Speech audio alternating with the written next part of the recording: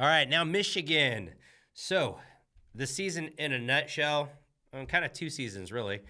I mean, besides the fact that you bookend the head coach being suspended, 3 games at the front, 3 games at the back. It started out dominant. Now, I didn't play really anybody for a while, but started out like incredibly dominant, very balanced looking. And then, of course, Signgate happened.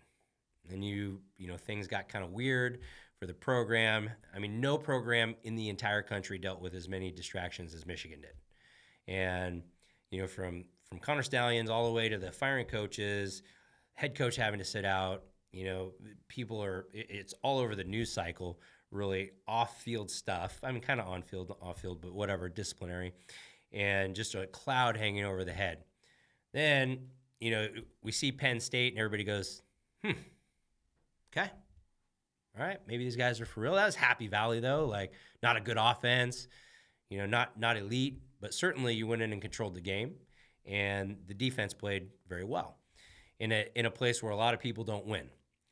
Then you have the Maryland game, and it's kind of like, they had to survive that game. It was ugly. It was really about Maryland making a lot of mistakes, and it felt like going into that Ohio State game, you guys were going to get cooked. And, I predicted that you guys were going to get cooked. And then that happened, and you controlled the line of scrimmage, controlled the ground game. Credit Ohio State's defense played a really good game, but, Michigan just, as you do, you just kind of strangled them and won the game. And here we are, undefeated, playoffs. You go into the Big Ten championship, 26-0 win. And, I'd said this before about Iowa and how good that Iowa defense is. That Iowa defense is one of the top-ranked defenses in the country without an offense to complement them. So these guys are on the field all the time. That tells you how good a defense that actually is. Now, that offense is horrible, and so that 26-0 victory, though, to me, still looks really good, putting up 26 points in a game. McCarthy, we got to talk about JJ a little bit. Coming into the season, probably one of the most hyped quarterbacks. Start of the season, he was at the top or near the top of most people's Heisman ballots. Then Signgate happened, and then it's almost like he fell off a cliff a little bit. So you got to wonder what happened there.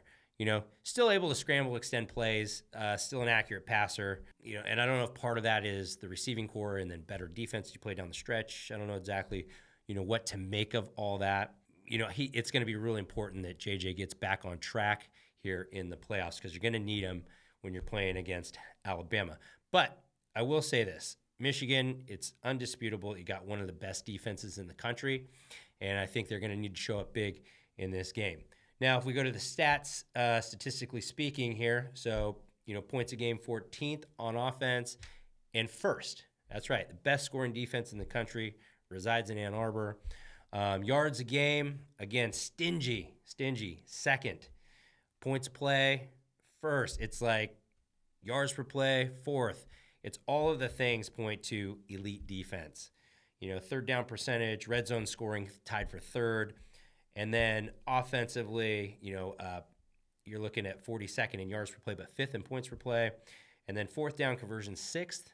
That's kind of I feel like those are important, obviously, third and fourth down. 16th, ranked 16th in third down, and again, sixth and fourth down, and 39th in scoring percentage. So not bad. Obviously, in the kicking game, has done well. All right, so the notables for Michigan. Best win? Yeah, you guessed it. Ohio State, right? That win against the Buckeyes, the game, right? Easy. Losses, none. Obviously undefeated. The best offense that you defended all year was Ohio State. The best defense that you faced all year was a stingy Penn State defense, and that was a good defense, and you played them on the road. So that's not to be forgotten. So that's really good stuff. I don't know if that's better than what Alabama dealt with, but it's still pretty good. Run, pass, balance. So 55% run, 45% pass. There was that Penn State game where I think you guys threw 8 passes. So you can run the ball and prefer to run the ball first, which is typical of a Jim Harbaugh team.